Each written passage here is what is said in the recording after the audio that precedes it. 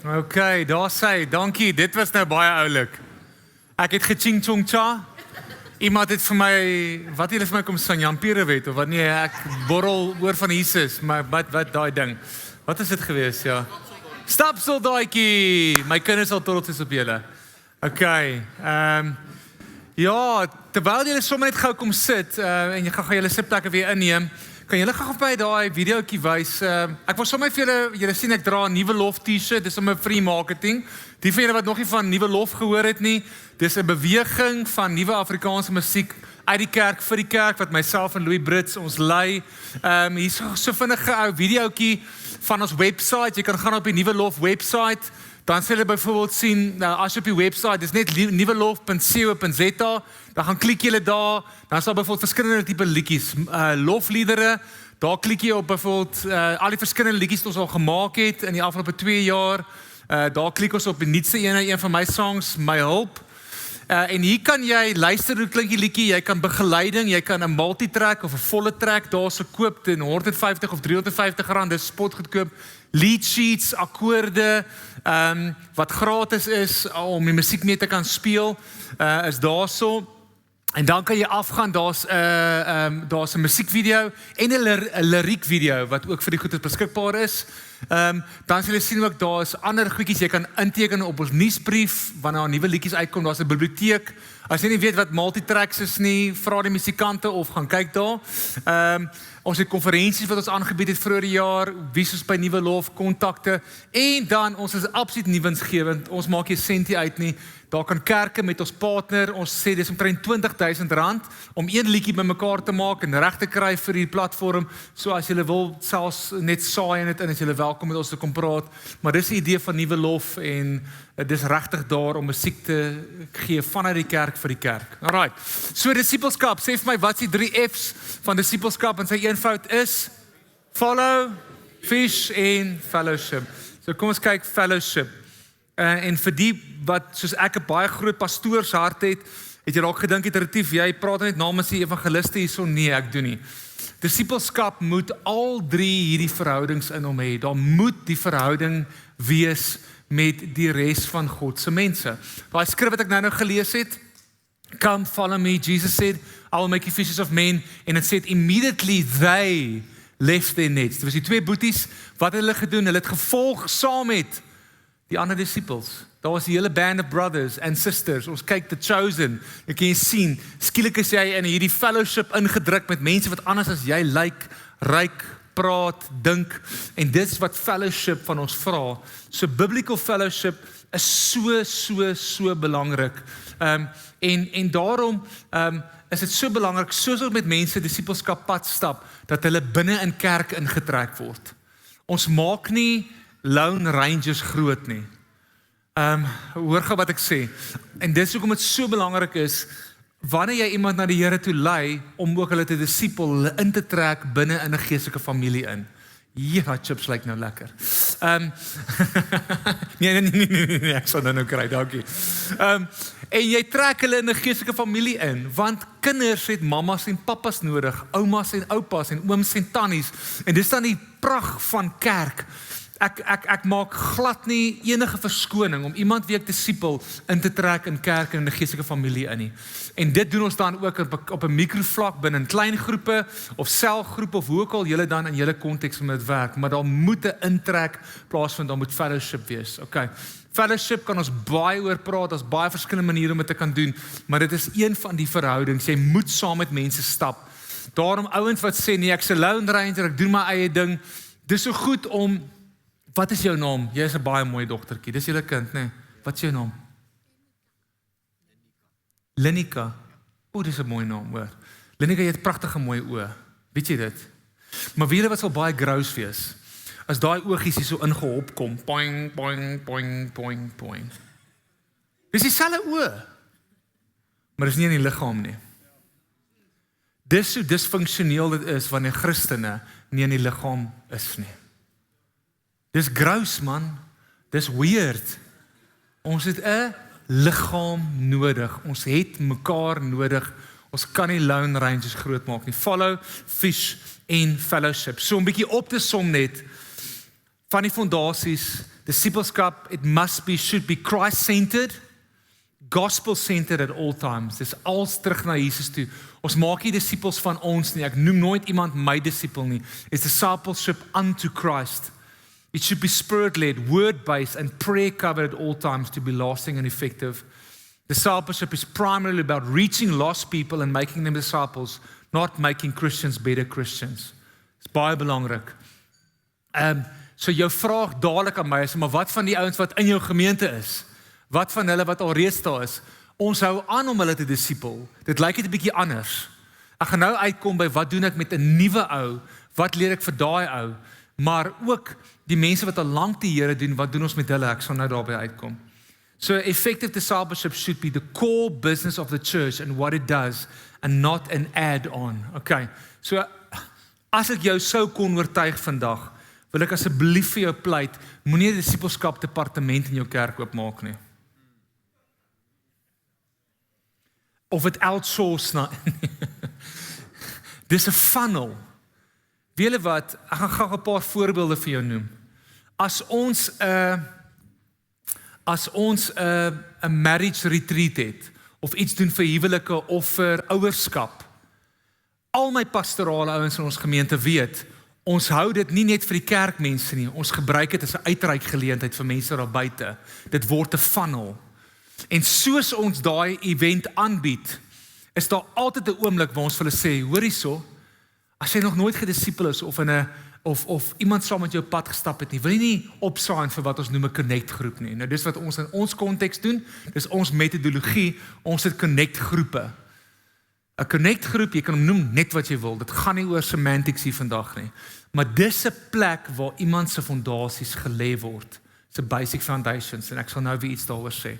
Maar verstaan julle, alles in ons kerk, of dit 'n jeugaksie is, of enigiets, 'n worship event, alles kom die hele tyd terug na disipelskap toe. Dit is hoe ons operate, en so het ons 'n disipelskap kultuur oor baie jare gebou. Okay. En dan, so kom ek verduidelik, ek het die 3 F's vir jou verduidelik, van hoe kan jy disipelskap aan iemand verduidelik, en ek hoop julle kan dit vir mekaar nou eenvoudig verduidelik.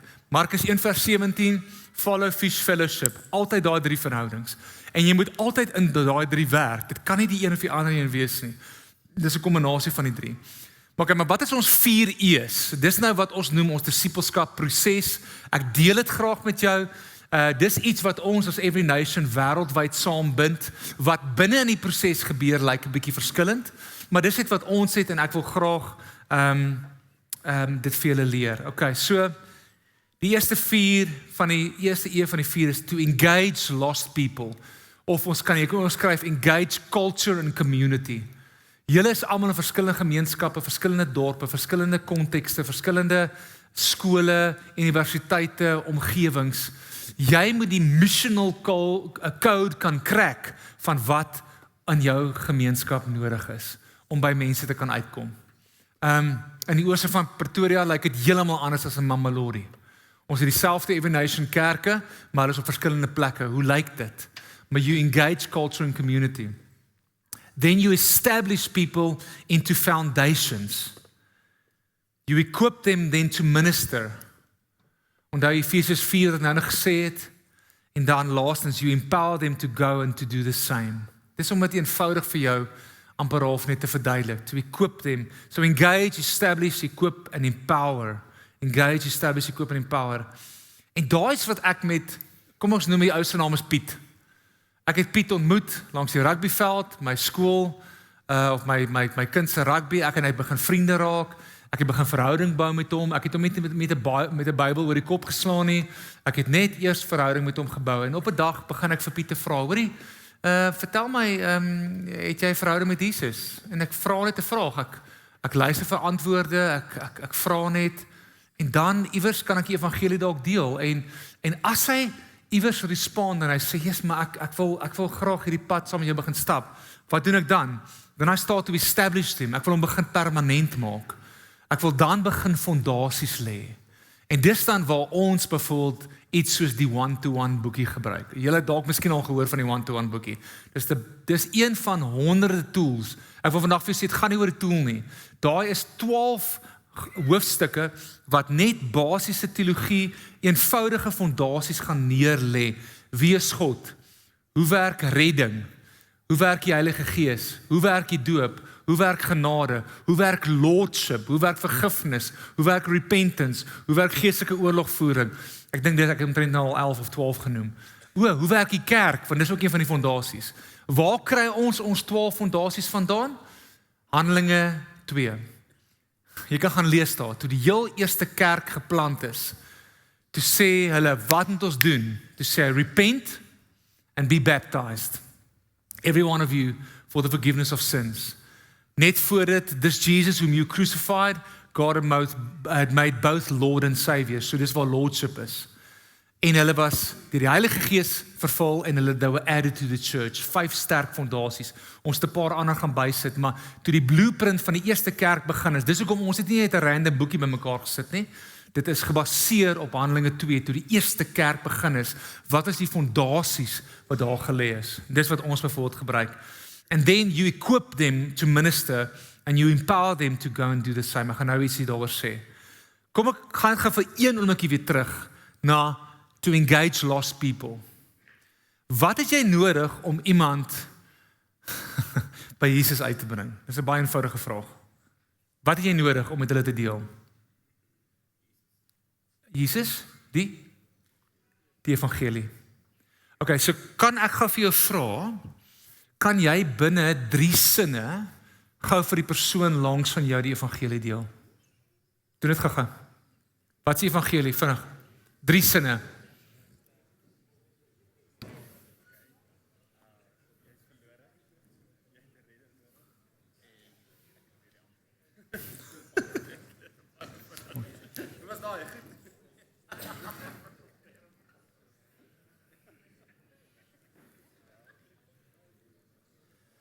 Okay, kom ons wees gou eerlik, vir wie van julle is dit moeilik? Ek het jou op die spot gesit, is dit nogal moeilik vir jou? Okay, vir party van julle dalk regtig maklik. As dit vir party van ons moeilik is, imagine hoe moeilik is dit vir ou wat in jou kerk sit. Maar vriende, hierdie, wat ons noem die evangelie, die gospel, is die kern van alles wat ons doen. Ek gaan vir jou 'n voorstel gee, hoef jy om dit te gebruik nie. Maar wat jy amper half moet indrul in jou mense, of ten minste in jou leiers, in jou klein groep leiers, in jou selgroep, wat ook al jy is, maar imagine jou hele kerk kan hierdie uit hulle hart uit opsê. The gospel is the good news. That God became man in Jesus Christ. He lived the life that we should have lived. He died the death that we should have died in our place. After 3 days, later he rose from the grave, proving that he is the Son of God, offering the gift of salvation to everyone who would repent and believe the gospel. Nou, daar is nou net Dr. Ricebrooks, God's Not Dead, julle miskien al die movies gekyk. Daar's 'n paar sulkes, jy kan gaan kyk op die internet, skryf jou eie ene uit, maar julle, as hierdie die kern is van ons boodskap, is my eenvoudige vraag, as ons Sondag op die kansel sal gaan, en vir mense sal vra, jy moet iemand na die Here toe lei, wat doen hulle, hoe doen hulle dit, hoe sê hulle dit? Baie mense is net nie opgeleid, het net nie 'n klou hoe nie. En daar's 'n wonderlike goed soos EE3 of die woordlose boekie maar iewers moet jy jou mense begin toerus en dis waar daai inkom van hoe doen ons dit actually? En wat sê ons actually in daai oomblik? En is julle mense toegerus om dit te kan doen? So, ek kan 2 slides vir my aangaan. Engage. Dis waar ons het 'n kultuur geskep, ons praat van just one. Dis 'n slogan wat ons gebruik. Waar ek vir my gemeente vra, wie is jou just one? Wie is daai een persoon? Ek het nou jou gevra om 'n just one neer te skryf. Wie is daai een persoon wat die Here nie ken nie, nou wie jy net kan intentioneel uitreik en 'n verhouding begin bou? Wie is daai een persoon? Ek kan vir jou nou 'n klomp opnoem in my lewe wat tans daar is, wat op my soutroetes is.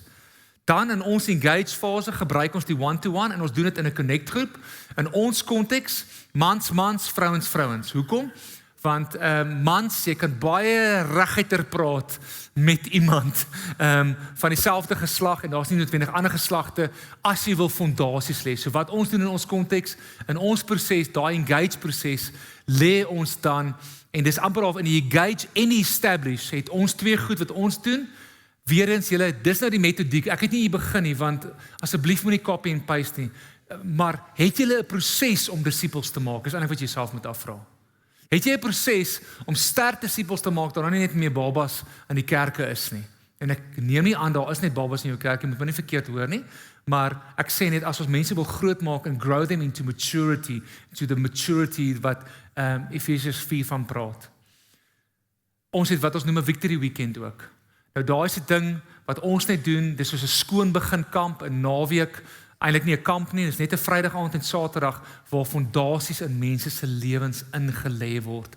Ons help hulle vrykom, ons bid vir mense, die hele proses wat ons daardeur gaan om mense vry te kry. Het jy so iets of 'n proses waar jy ouens, en dis daar waar die klaskamer inkom. So kan jy sien, daar is 'n plek waar ons dit in die individu doen, in die 1 tot 1, of in 1 tot 2 of 3 in 'n groep, mans, vrouens, en dan is daar dan die tweede fase, waar ons dan ook mense deur so 'n tipe naweek gaan vat. Dan het ons ook wat ons noem equip trainings, dis waar ons mense die heeltyd oplei om wat te doen, om te kan bedien.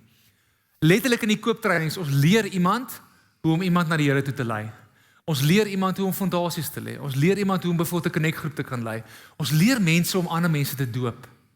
Ons leer mense die basic ministry skills. Hoe bid ek vir iemand vir die doop met die Heilige Gees? Hoor julle, basic ministry skills in die koop. Het julle so 'n tipe proses? Dink daaraan. Jy gaan nie 'n disippelskap kultuur hê as mens nie ouens die koop nie. En dan laastens, wat help dit ons die koop iemand, jy gee nooit vir iemand 'n kans om dit te kan doen nie. Dit sal soms so wees in ons konteks, dat een van ons ouderlinge, ek byvoorbeeld doop baie min mense in ons kerk, want ek laat juis ander mense, veel hoe min lei ek worship in ons kerk. Ek het net van die begin af besluit, ek gaan dit nie rondom my bou nie. Ek gaan nie die one-man show wees wat alles, ek was nydig gehoor van 'n ou en ek baie jammer vir hom gevoel. Hy speel gitaar, hy sing, hy preek en hy doen nog die slides van sy gitaar af ook. Klik, klik, klik, klik, klik, klik, klik. Alles. As jy nou van uitbranding praat, daar kom hy hoor, en hy kom vinnig aan. Ons sal doop, ouderling sal iemand doop, die ou wat hy nou net gedoop het, sê hy, hoor jy, okay, nou gaan jy daai ou doop. Daai ou, hy's nou net gedoop, sal jy daai ou doop. Dis gaan net oor gehoorsaamheid. Jy het nie 'n graad nodig om iemand te doop nie, byvoorbeeld. En ek maak dit glad nie af as iets nie belangriks nie, maar verstaan julle, ons het die krag van bediening uit die hande gehaal van die mense wat eintlik moet gaan bedien. So. In ons konteks het ons 'n baie eenvoudige strategie, en voor ek oorgaan na leierskap toe, is ons, en ek weet die slanke Werner, julle het hieroor gepraat, is opwindend om weer die AGS en die netwerk wat soveel kerke oor die jare al geplant het, om daai ding weer te sien herleef. Of dit nou dienste is, of kerke is, of gemeentes, of hoe ook al julle daarna kyk. Ons eenvoudige strategie, 3-punt strategie. We make disciples, we raise leaders, and we plant churches. Dis wat ons doen. Maar hy is in daai volgorde, en daar's 'n rede. Daar is, so hier's my vraag, as ek oor leierskap vra, waar dink jy kom ons leiers vandaan? Van disippelskap. As ek 'n ou goed gedisipel het, of die gemeente disipel ouens, en individue, of wie ook al, waar kry jy leiers vandaan? Ons het 'n kultuur geskep waar ons baie keer leiers van buite af moet kry. Jy moet hulle aanstel. Ek wil eerder voorstel, maak hulle self groot. Raise your own leaders. Maak jou eie seuns, jou eie dogters in jou eie huis groot. Want anders het ons baie keer huurlinge, wat van een kerk na 'n ander kerk toe gaan, en dan sy hier vir 'n kort tydjie en daar vir 'n ander kort tydjie. And the moment the pressure comes, they go. As jy seuns en dogters groot maak, wat uit jou loins uitkom, imagine leiers wat by jou tot bekering gekom het, daar is disippelskap in hulle lewe gebeur, fondasies is gelê, hulle het so sterk geword, en hierdie ou word dan een van die leiers. Dis die storie. Dis so amazing, dis hoe Jesus sy disippels gemaak het. Weer eens, ons gaan terug na die teologie van hoe Jesus sy kerk gebou het. Hier was Petrus. Petrus wat sy leier geword het om die kerk te gelei het, was waar? Iemand wat self tot bekering gekom het onder Jesus se lering. OK. So, kyk gou na Exodus 18, vers 17 tot 19, as ons nou praat oor leierskap. Moses se pappa in sy skoonpa. Moses' father-in-law said to Moses, "What are you doing is not good." Dis nou het almal net na hom toe gekom het, nê. You and the people with you will certainly wear yourself out. Daar's die uitbranding. For the thing is too heavy for you. Hierdie leierskap waar almal na jou toe moet kom en jy moet oor almal oordeel. You are not able to do it alone. Kyk gou vir die persoon langs jou. You are not able to do it alone. Jy kan dit nie alleen doen nie. Pastore, asseblief. Ministry leiers, jy kan dit nie alleen doen nie. Now obey my voice and I will give you advice and God will be with you. Jy sien, hy het 'n overload probleem gehad, 'n ministry overload probleem. Maar dis omdat hy 'n sekere filosofie gehad het. So kan ek weer vir jou oor hierdie vra, wat is jou teologie oor leierskap? En wat is jou filosofie oor leierskap? Nou, ons kan baie tyd spandeer oor teologie en ek kan nie nou in diepte daarin gaan nie. Maar ek het 'n servant leadership theology in my diepste wese, omdat Jesus dit vir my kom wys het. En ek hoop jy ook so. Nie ene waar ons gedien moet word nie. Ons lewe in 'n kontinent waar the man of God syndrome rampant is. Spesiale parkeerplekkie, spesiale sitplek, spesiale toilet somtyds, bodyguards.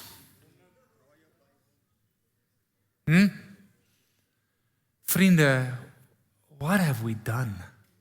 And what is the West modeled to Africa especially? African pastors, baie keer, en ons sien dit in Asië ook in ons Every Nation familie, en is als oor titel, en jy sal my pastoor noem, en jy sal my dokter noem, en jy sal my professor noem, of wat ook al. Wat het ons gaan doen? Hoe het ons dit gemis? En ek sê nie dis jy nie, maar miskien is dit jy. Miskien hou jy so vas aan hierdie titel, aan hierdie posisie. Ek dink maak die Here se hart baie seer. Can we be servant leaders? Wat dan 'n filosofie het, wat die volgende sê, ek gaan lig vashou aan my posisie, en ek gaan ruimte skep vir volgende generasie leiers om gekweek te kan word en te kan hardloop. Hoekom rig ons nie baie meer leiers op nie? Die eerste een het ek klaar gesê, lack of discipleship, dink ek hier is die eerste ene. Tweede ene is, ons voel ons het nie genoeg tyd nie, ons kan dit nie bekostig nie, want om 'n leier groot te maak, vat tyd. Vra vir elke mamma en pappa in die kamer, dit vat tyd om jou kinders groot te maak. Ek wil al amper vir jou sê, jy kan nie bekostig om nie leiers op te rig nie. Weet jy wat gebeur wanneer ons nie leiers oprig nie? Op 'n stadium kom daar 'n massive ding-dong. Want skielik moet jy aftree, of skielik moet jy gaan, en dan is daai leadership runway nooit gebou, sodat jy kan kom land, en daarin kan opstaan nie. Weet julle dat 90% van alle aviation ongelukke gebeur op die runway, nooit in die lug nie. So die leadership runway wat ons moet skep, as ouer leiers, ek is nou 46, ek begin al te dink aan wanneer ek gaan oorgee en aan wie gaan ek oorgee. Dis dadelik in my kop.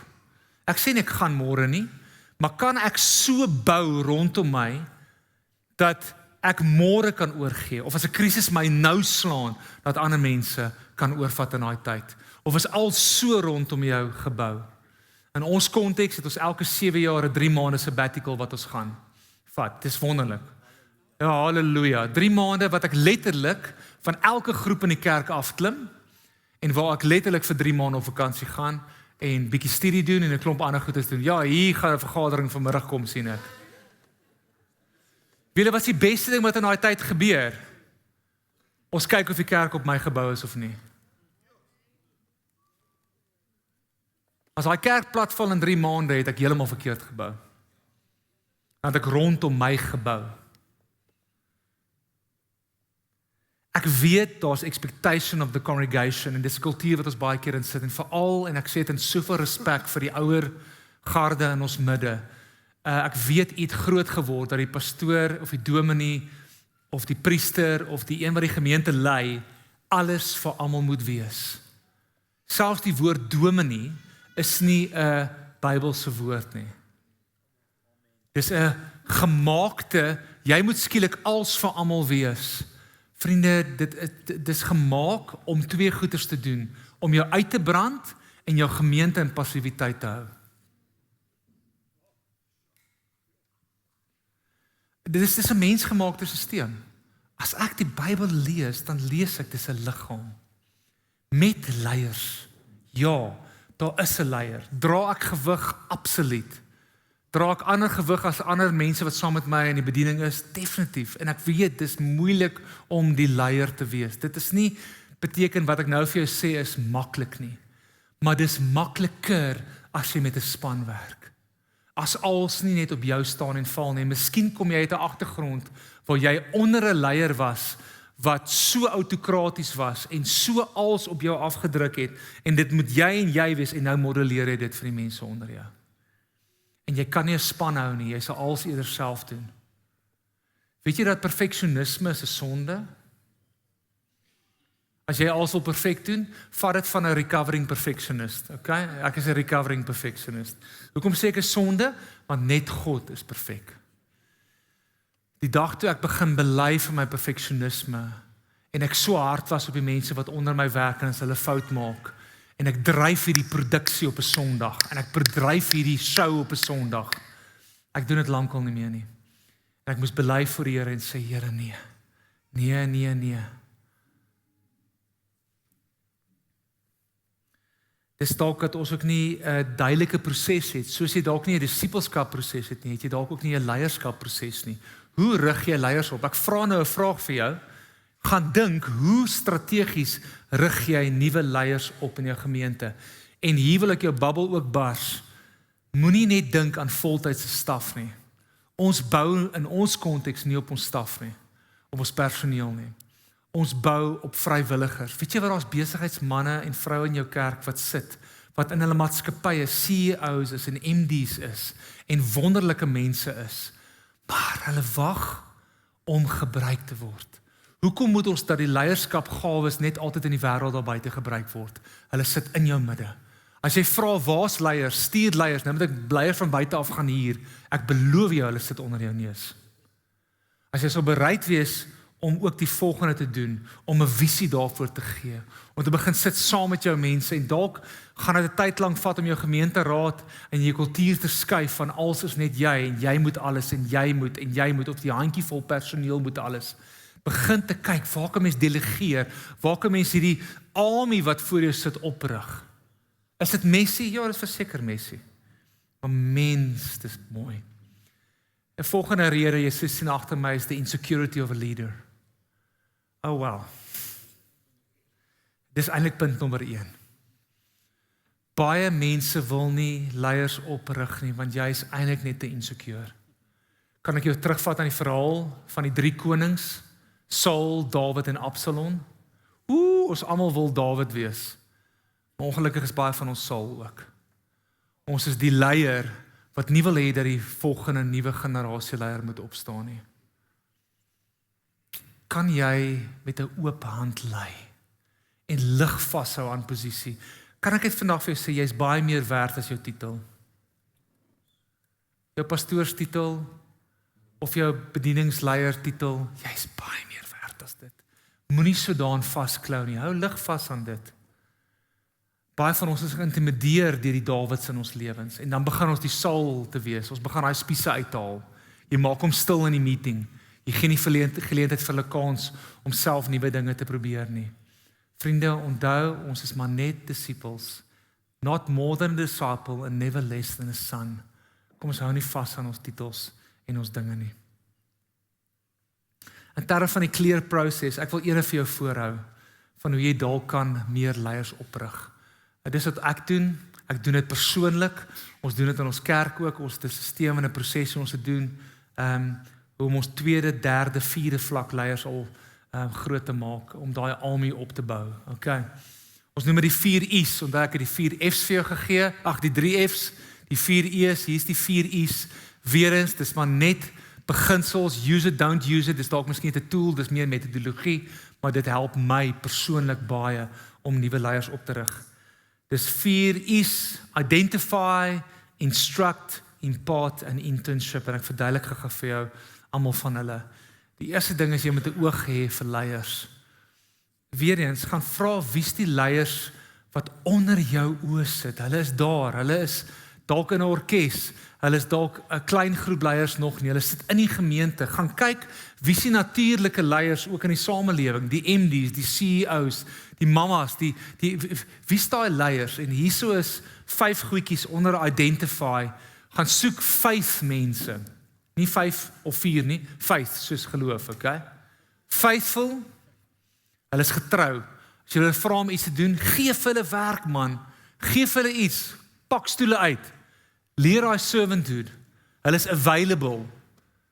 Baie keer in 'n seisoen, byvoorbeeld wanneer mamas 2 of 3 of 4 kinders het, dis nie noodwendig 'n greatste seisoen om 'n leier op te rig nie. Okay? Is hulle beskikbaar om te kan help? En moet jy nie voor die tyd bepaal of iemand beskikbaar is of nie? Ons is soms net te bang. Mense sit en wag. Hulle sit daar en sê, gebruik my, speel my coach. Maar ek moet die hele tyd op die bench sit. Speel my. Is ek available? Gaan vra vir hulle, hoorie, sal jy hierdie uitreik gaan lei? Sal jy daai bediening lei? Sal jy, hulle is involved, dis mense wat al reeds daar is. Jy sien hulle by die kerk. Hulle is nie net one slip one nie. Hulle is daar, hulle is betrokke. Hulle is teachable. Gaan kry mense wat leerbaar is. Want dan kan jy hulle groei as leiers en laastens hulle moet honger wees. Hulle moet, het ek hier gemis, involved, hulle is involved. Faithful, available, involved, teachable en hungry. Okay. Dis die eerste ding, leer 'n oog ontwikkel. Ek beloof julle, daai leiers sit onder julle neuse. Vat 'n kans, begin hulle raak te sien. Tweede ene is, then you start to instruct them. Leer om hulle toe te rus. En as jy wil iets skryf hierso, dis die kop van die proses. Dis die mind van die proses. En hier moet jy gaan dink, hoe lei jy mense op om te doen wat hulle moet doen? Of dit nou 'n leier is wat byvoorbeeld 'n uitreik moet lei, moenie net vir hom sê, gaan lei daai uitreik nie. Iewers moet hulle toegerus word. Hulle moet toegerus word hoe moet ek kan doen. Want as jy hulle net stuur, you are setting them up for failure. Iewers, you have to instruct. Of dit nou 'n worship leier is, of 'n departementleier, of 'n kinderkerk leier, geef hulle duidelike job description. 2 Timoteus 3, die fondasie hoe ons mense oprig is in die skrif. All scripture is breathed out by God, profitable for teaching, for reproof, for correction. Soms moet mense reprove word, soms moet mense correct word. Hulle moet getrain word in righteousness, that the man of God may be complete, equipped for every good work. Kan julle sien? Dis 'n sistematiese manier. Nou, dis miskien ook waar 'n Bybelskool ook inkom, waar jy mense oplei in die woord van die Here. Ons het 'n tipe van 'n Bybelskool waar ons mense in ons leierskap pad, sekere leiers op 'n stadium moet daai Bybelskool gaan doen by ons, sodat hulle sterk kan word ook in hulle teologie. Okay? Gaan kyk in julle konteks, wat is daai opleiding? Is daar sekere materiaal? Is daar goed wat jy daar kan doen om ouens te instruct? Dan, die volgende is impart. Dis die hartkant. Hoor gou hierdie beautiful quote van Albert Schweitzer wat sê, in everyone's life at some time our inner fire goes out. It is then burst into flame by an encounter with another human being. We should all be thankful for those people who have rekindled the inner spirit. Impart gaan oor die hart.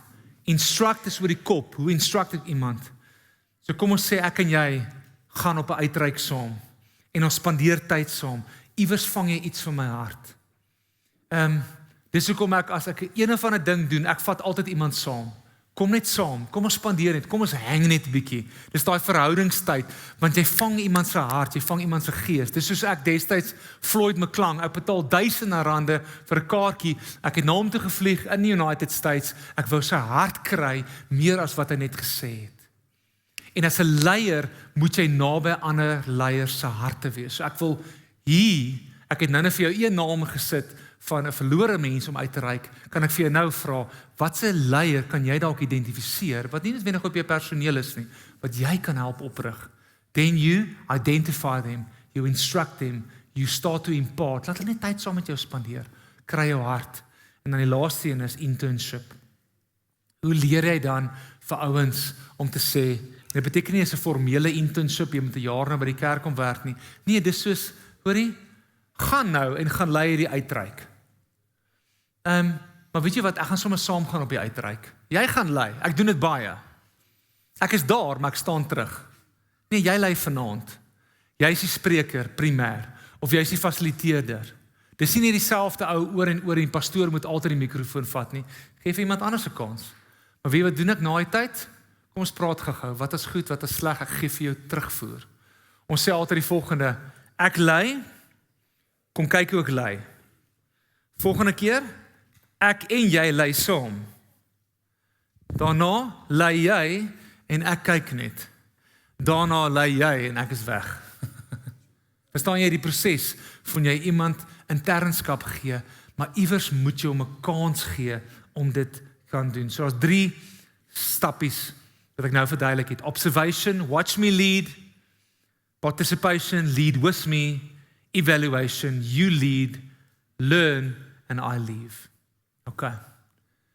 Vriende, ek wil regtig vir jou sê, it is messy, but it works. Om leiers groot te maak is soos om kinders groot te maak. Soms gaan jy bietjie moet opvee na die tyd. Maar onthou, ons soek nie perfeksie nie. Ons soek 'n army. Party van julle, wie van julle lei jeugbediening hierso? Wonderlik. Vat 'n kans op 'n tiener. Laat hulle van die goeders lei. Laat hulle bietjie die afkondigings doen in die aande. Dit hoef nie net altyd jy te wees nie. Kry hulle in die bande en hier, dit gaan terrible klink in die begin, maar jy gaan vir hulle groot maak. En as jy nou weer sien, dan is hulle Johan wat hier voor staan en worship lei. Ons moet kanse vat op mense. Kan ek vandag vir jou sê, iemand het 'n kans op jou gevat. Somebody took a chance on you. Jy was nie perfek gewees nie. Petrus, hy was nie perfek nie. Hy verloon Jesus 3 keer. En Jesus ontmoet hom daar met 'n lekker breakfast op die strand en sê, het jy my lief, laat my skape wei, laat my lammers eet. Jy word die rots, of die openbaring van wat ek gesê het, word die rots waarop my kerk gebou word. Jy is klein Petrus, ek gaan vir jou gebruik. Jy is die klein rots, kom bou op my rots. Somebody took a chance on you. Kom ons hê 'n leierskapkultuur. Waar kom ons leiers vandaan? Van goeie disippels af. Weet wat is die wonderlikste ding, en ek sluit hiermee af. As jy mense deur disippelskap gevat het in jou kerk, en jy die regte teologie, want jy is eintlik besig om teologie in 'n lewens te lê as jy die fondasies lê. As ek nou met my leiers praat, en ek praat oor iets soos lordship oor, of repentance, is almal op dieselfde bladsy. Almal op dieselfde bladsy. Hoekom? Want ons het begin by disippelskap. Almal is deur disippelskap. Almal is deur die Victory Weekend. Dis nou goed wat ons gedoen het om fondasies te lê. Mensdom, dan sukkel ons nie 4, 5, 6 hoofstukke later in die journey oor nou verskil ons teologies oor goeters nie. Nee, ons op dieselfde bladsy. Nou kan ons op die mission van die Here wees en dan kan ons gaan kerke plant. OK. Amen. Bram, waar is jy? Ons gaan eet. Asseblief. Go. Dis so 'n bietjie 'n sideshow wat hy aangespreek het, maar dis eintlik baie crucial, want hy het die punt gemaak oor die sabbatical, en hy het gesê, dan kyk jy of die kerk om jou gebou is. Nou ons by ons gemeente het presies dieselfde ding, elke 7 jaar, 3 maande sabbatical. So ek het gesien hoe indispensable ek was met my eerste sabbatical. Ek het weggegaan en toe ek terugkom, toe het hulle 'n koffieshop aangebou waarvan ek niks geweet het nie. Volgende jaar gaan ek weer op 'n sabbatical en ek kan nie wag om te sien wat hulle gaan aanvang nie. As jy sukkel om hierdie konsep te verkoop aan jou ouderlinge, nooi my. Ek sal jou help om dit te verkoop aan hulle, maar dit is life-giving. So gesond. Yes. Wat doen ek hier naweek? Ja, kom. Great. Ja, ek wil ook almal sê op daai, it's not taught, it's caught. It's not taught, it's caught. Het help nie net ons deel vir jou one-to-one boekie uit en sê, gaan maak disippels nie. So as jy regtig 'n bietjie meer van wil weet, ek kan onthou, ons het ook, dit is nou 4 jaar in die proses en ons leer nog steeds. Jy hou nooit op om te leer. Ja. En ek kan onthou, ons het met 'n Victory Weekend, het ons nou leiers opgelei deur al die jare en hulle het begin oorvat en daar was een spesifieke naweek wat ek letterlik gesit het en niks gedoen het nie. Niks. En ek kon onthou, ek stuur vir hom 'n message en ek sê vir hom weer eens my ego wat so in die pad is. Ek stuur vir hom terug, ek sê Retief, ek weet nie wat om te doen nie, ek voel useless. Hy stuur vir my terug, well done. So, regtig, wil uitnooi, as jy bietjie meer daarvan wil weet, ook jy's baie welkom met my om bietjie te kom kuier daaroor. Ek gaan hom vra, waar is, kom bid vir ons asseblief. Ouens, ek wil vra, ons het 'n uur vir ete, 15:15, kom ons sit, ons sit ons laaste daai sessie in, en ja, kom ons staan op, saam, lekker wakker word, sluit die oë, en gaan vir Caroline vra om vir ons te bid.